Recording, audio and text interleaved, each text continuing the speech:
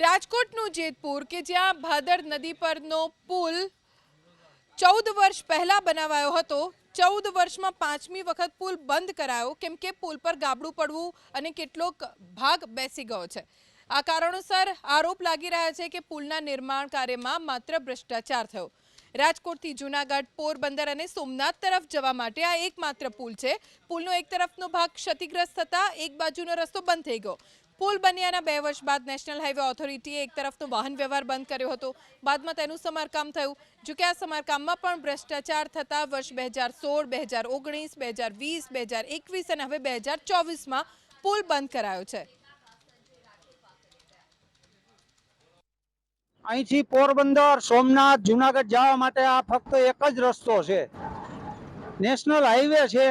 એની બાજુમાં 125 વર્ષ જૂનો પુલ છે, રાજાશાહી વખતનો અડીખમ ઊભો છે અને આ એક જ રસ્તા ઉપર કેમ આવું થાય છે? ઓલા જૂના પુલ ઉપર તો કંઈ નથી થતું।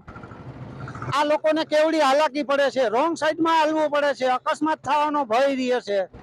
અમારે જવું કે આ કેવો વિકાસ છે? આ પુલ 14 વર્ષથી બન્યો છે। 14 વર્ષની અંદર આ 5મી વખત બંધ કરી દેવામાં આવે છે।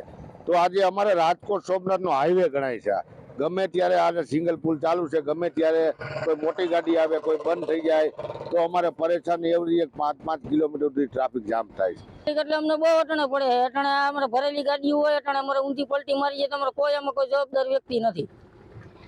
કાંઈ પણ કોઈ વસ્તુ થાય, ઓલો પુલ બંધ થઈ ગયો તો અમારે ફરીને એવડી દિક્કત થાય છે કે આમ ફરી વાહન લેવા પડે। ભાડામાં એવડી દિક્કત થાય છે, અમને તો જે ભાડું મળવાનું છે એ જ મળવાનું છે, ફરવા જાય અમારી પોઝિશન બને।